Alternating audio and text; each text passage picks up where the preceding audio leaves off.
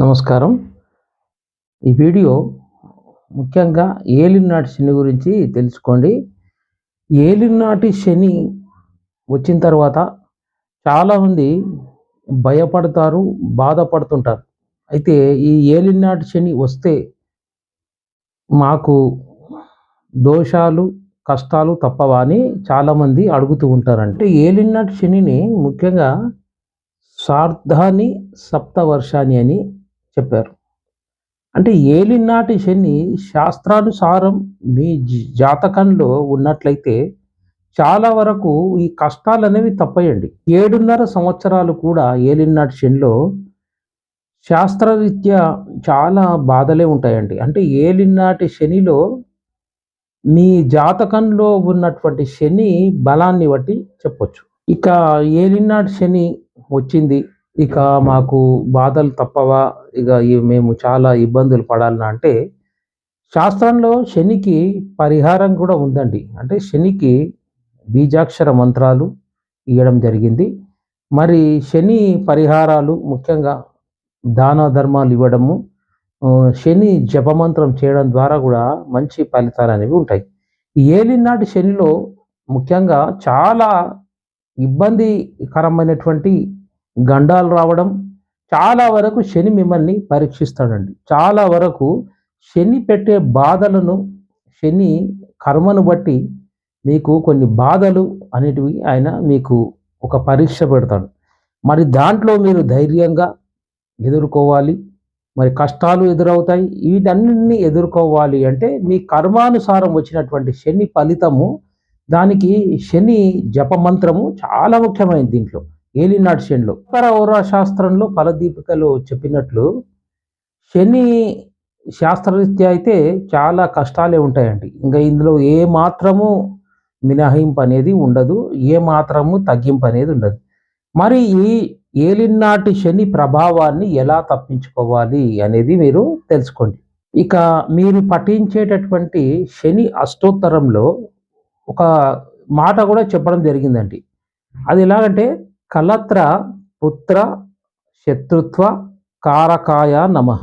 ఈ ఏలినాటి శనిలో కలత్ర అష్టోత్తరంలో చెప్పినట్లు ఏలినాటి శనిలో వివాహాలు అవుతాయండి.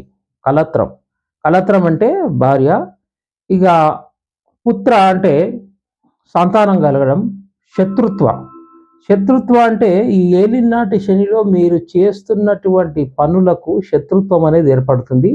అంటే ఇలాంటివన్నీ ఏలినాటి శనిలో ఉంటాయండి. ఇక ఏలినాటి శనిలో ఇలాంటివన్నీ మీరు దాటుకుంటూ రావాలి, ఇవి బాధలు తగ్గించుకోవాలంటే ఈశ్వరారాధన చేయడం ముఖ్యమైంది.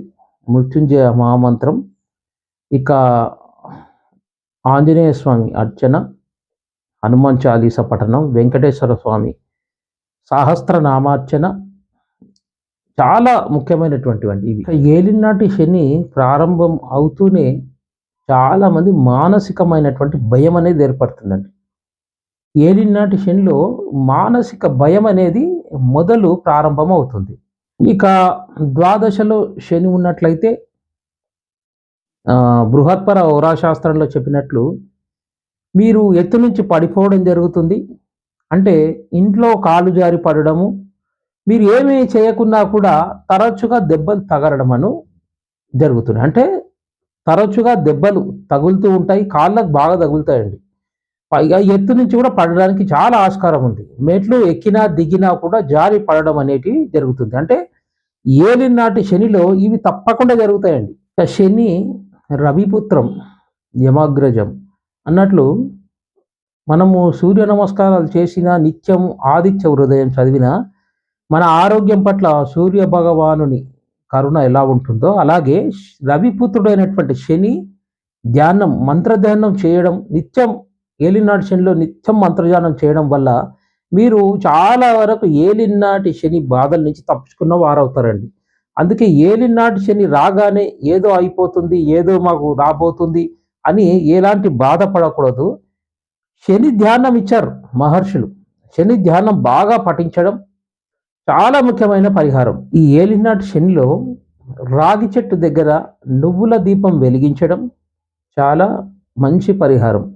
ఇక నల్లటి వస్త్రాలు దానమియ్యడం, నల్లటి వస్త్రాలు శని భగవానుడికి నవగ్రహాల్లో అభిషేకం చేసి నా నల్లటి వస్త్రాన్ని ఈ శని భగవానుడికి అర్పించడం, నువ్వులు దానమియ్యడం, ద్రాక్ష రసంతో అభిషేకం చేయడం, ద్రాక్ష పళ్ళు శివునికి కూడా అభిషేకం చేయడం కూడా చాలా మంచి పరిహారం అండి. ఏలినాటి శనిలో మణిని మీరు మధ్యవేలికి ధరించిన, నీలమణిని ఇతరులకు దానం చేసినా కూడా ఏలినాటి శనిలో చాలా మంచి పరిహారం అండి.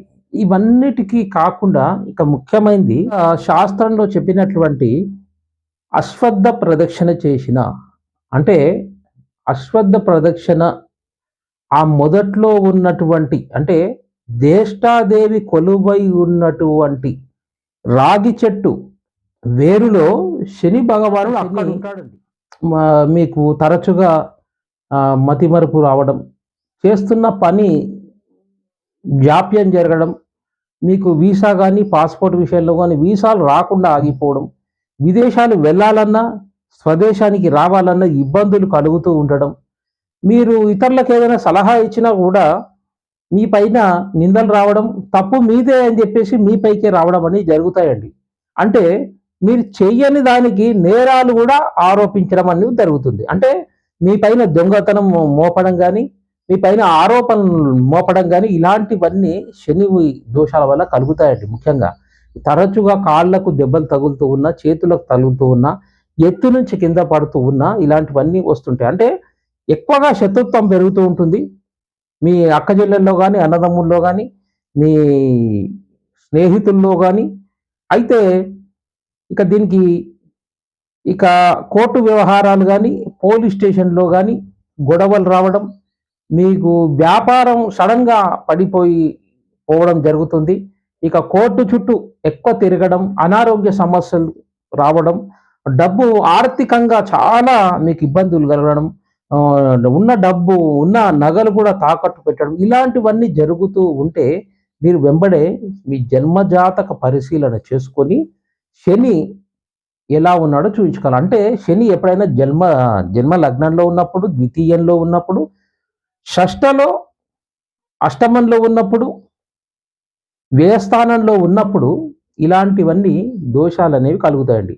అందుకే మీరు ప్రతి ఒక్కరు కూడా జన్మజాతక పరిశీలన చేసుకొని శనికి తగిన పరిహారం చేసినట్లయితే మీరు ఈ ఏలినాటి శని బాధ నుంచి విముక్తులవుతారు. కనుక ఎప్పుడైనా కూడా ఇలాంటి సమస్యలు వచ్చినప్పుడు బాధ కలిగిన, దుఃఖం కలిగిన వెంబడే శని ధ్యానం చేయడం చాలా అద్భుతమైనటువంటి పరిహారం.